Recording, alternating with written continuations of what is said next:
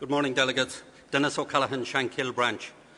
Chairperson, delegates, formally moving motion 9.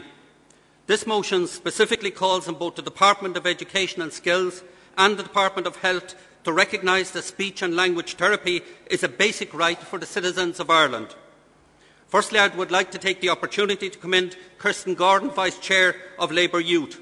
Kirsten has put a significant amount of time and effort into raising awareness on this issue, and the purpose of this motion is to highlight the current inadequacies in the Irish system for dealing and assisting those with speech, language and communication difficulties.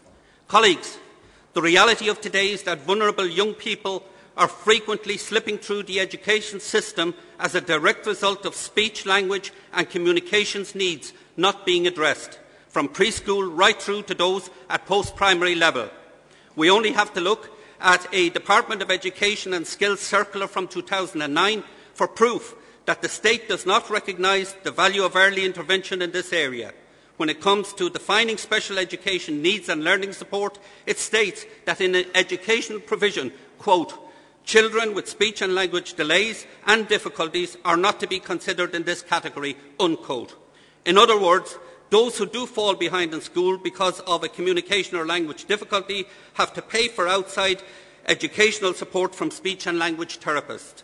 Delegates, what is required is new thinking, a coordinated approach and a renewed vision which makes social inclusion a priority. The continuing economic recession will simply fuel social inequality and widen this gap further. I would like to make a brief reference to the recent ESRI report on education disadvantage and in particular the excellent work being done by Rory Quinn on this issue. I think the ESRI findings is a step in the right direction and further indicates the need for a structured response to address the root cause of social exclusion.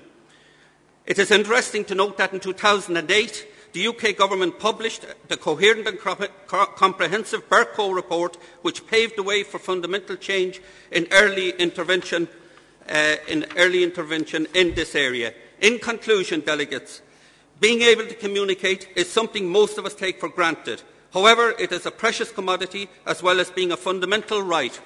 Being unable to communicate is a major disability.